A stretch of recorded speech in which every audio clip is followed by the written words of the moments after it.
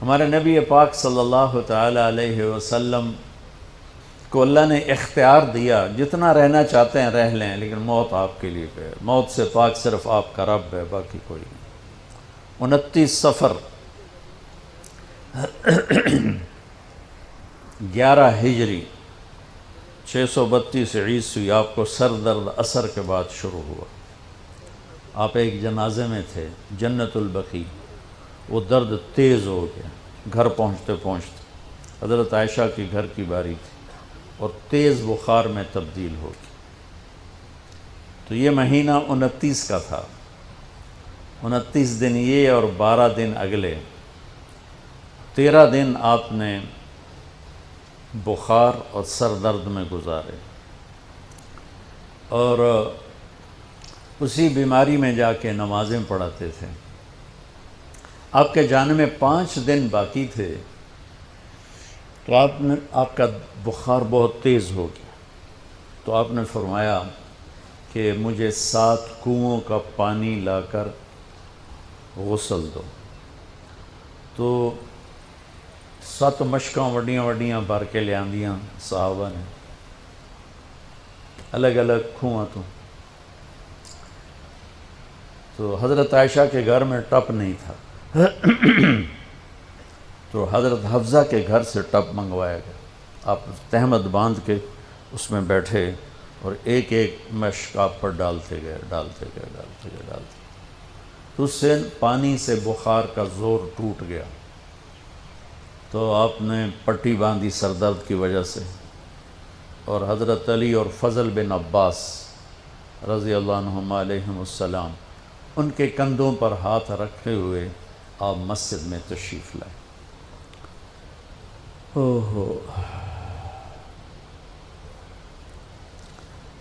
اور مسجد بھری ہوئی تھی۔ آپ نے ایک چھوٹا سا بیان دیا، وہ آپ کو سنانا چاہتا ہوں۔ آپ نے فرمایا، لوگوں، میں ایک زمانہ تم میں گزار کے جا رہا ہوں، میں نے کسی کا حق مارا ہو تو مجھ سے لے لو، کسی پہ زیادتی کی ہو تو بدلہ لے لو، کسی کو تھپڑ مارا ہو، سوٹی ماری ہو، بدلہ لے لو، قیامت کے دن میرے اوپر کوئی مقدمہ نہ کر دینا، میں اس دن کی پیشی کو برداشت نہیں کر سکتا۔ جن کے طفیل لوگوں کی پیشیاں معاف ہو جائیں گی، جن کے طفیل حساب شروع ہوگا، جن کی طفیل کروڑوں اربوں گناہگار ان کو معافی ملے گی، وہ امت کو کیا پیغام دے کے جا رہے ہیں کہ جب میرے ذمے کوئی ہے تو ہون لے لو، اتھے نہ منگیا جی۔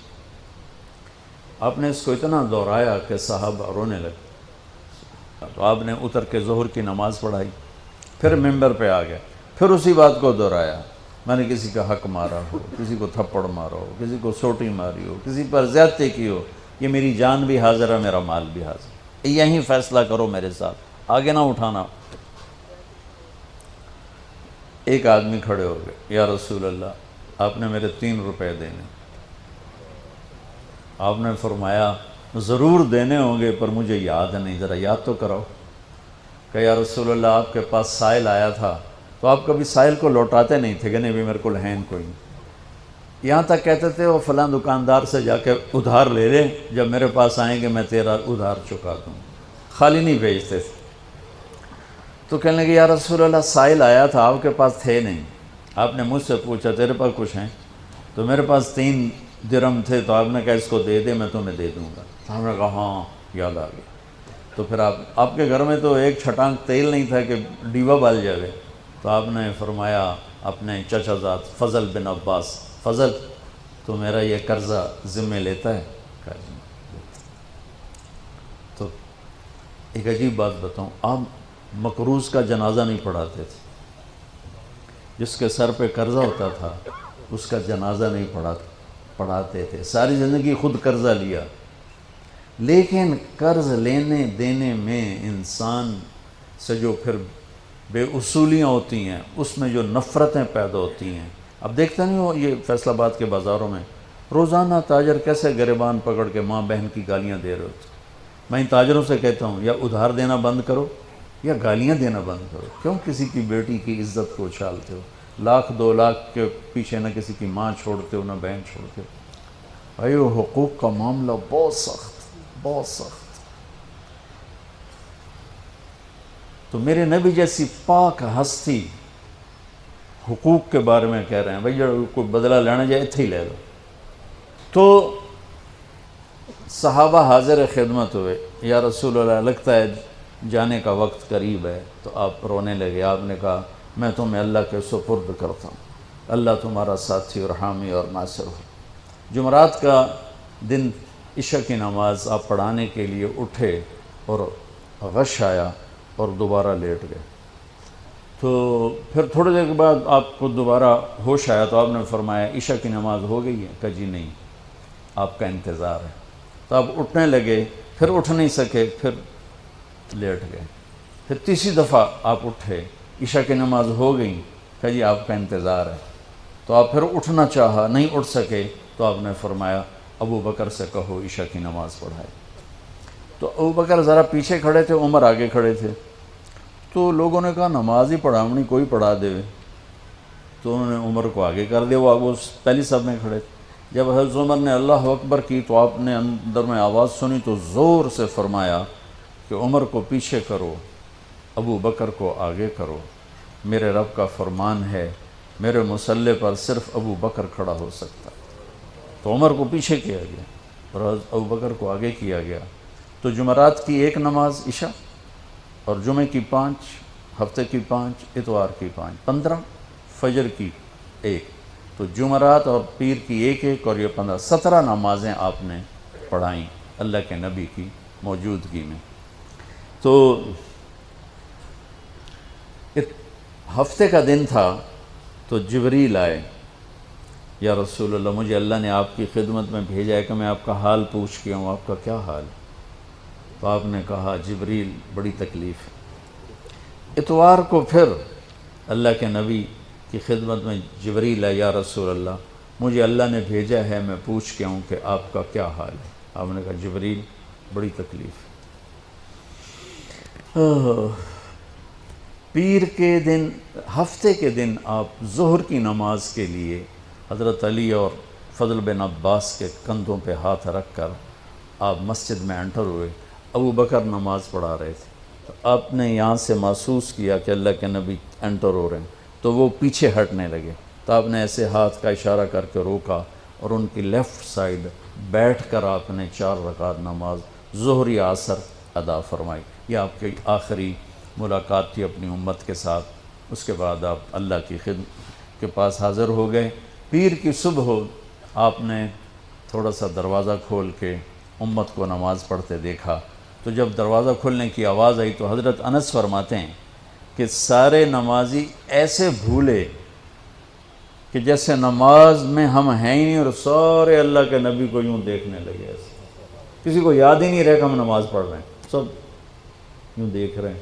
جب آپ نے دیکھا یہ تو نماز میں ہی میری طرف متوجہ ہو گئے اور نماز میں کمی آ رہی، تو آپ نے پھر پردہ گرا دیا. یہ آپ کا اور امت کا آخری دیدار تھا.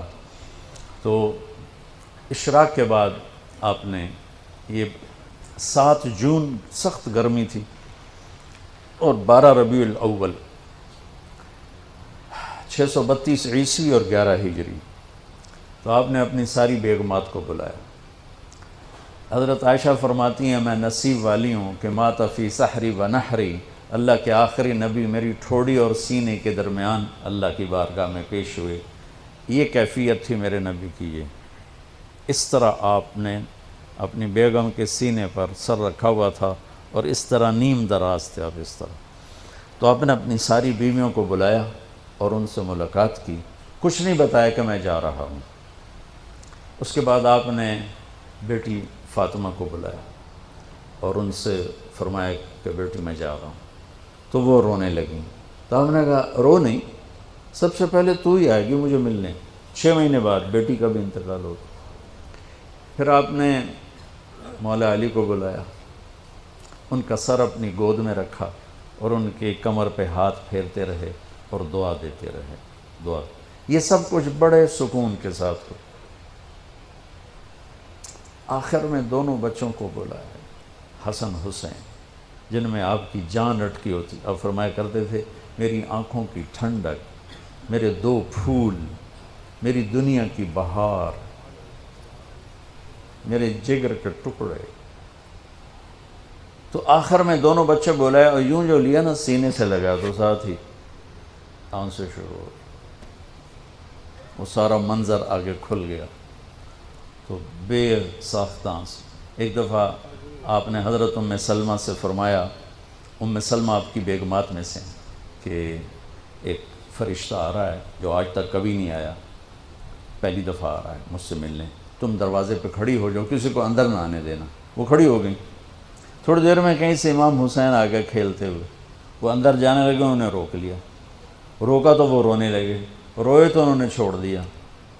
تھوڑی دیر کے بعد اندر سے زور زور سے رونے کی آواز آئی اللہ کے نبی کی، تڑپ تڑپ کے رونے کی آواز.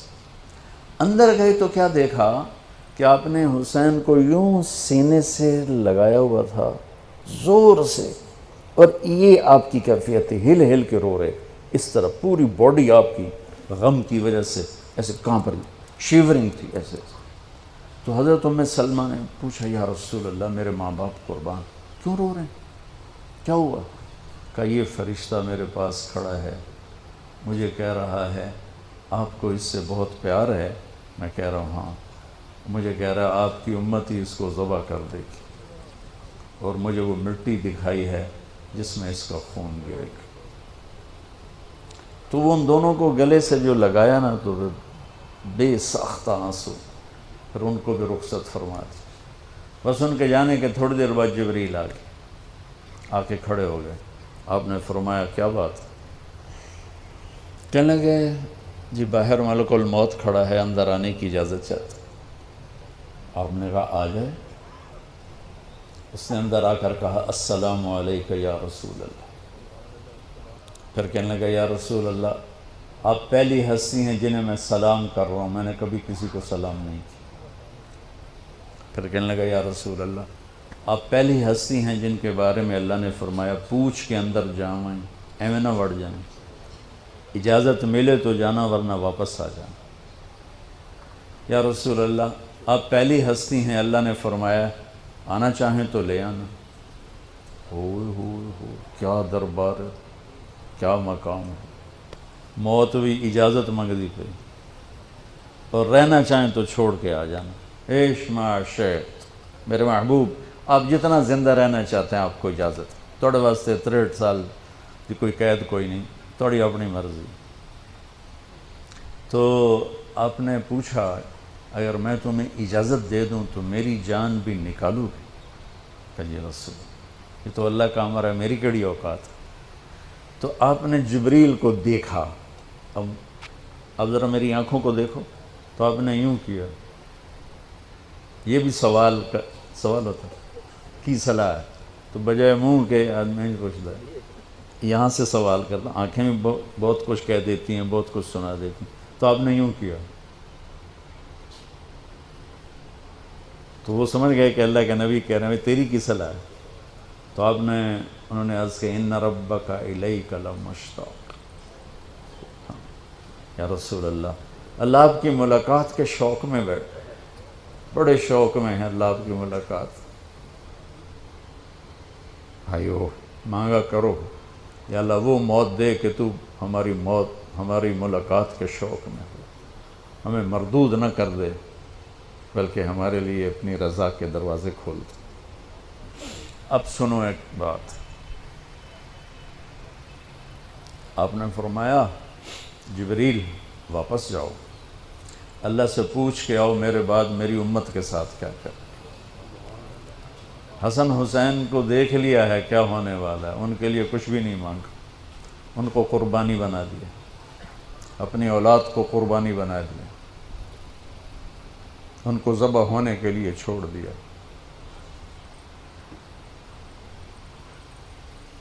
اور تمہارے لیے ہاتھ اٹھا دیا کہ پوچھ کے آ پہلے میرے بعد میری امت کے ساتھ کیا کرے. سن لو میری بات، میرے رب کی قسم، عزت و جلال کی کبریائی کی قسم، اگر میرے نبی یہ بات نہ اٹھاتے تو آج ہم باندر اور خنزیر اور کتے ہوتے، انسان کوئی نہ ہوتا.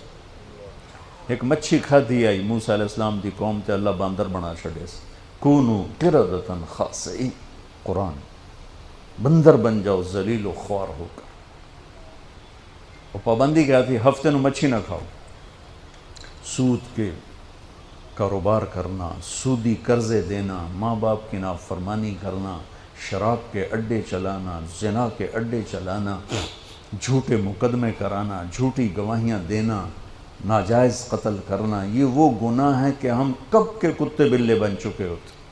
یہ تو اس کملی والے کو دعا دو جو اولاد کو چھوڑ دیا تقدیر پر اور تمہارے لیے جولی پھیلا دی. کیا کرو گے میری امت کے ساتھ؟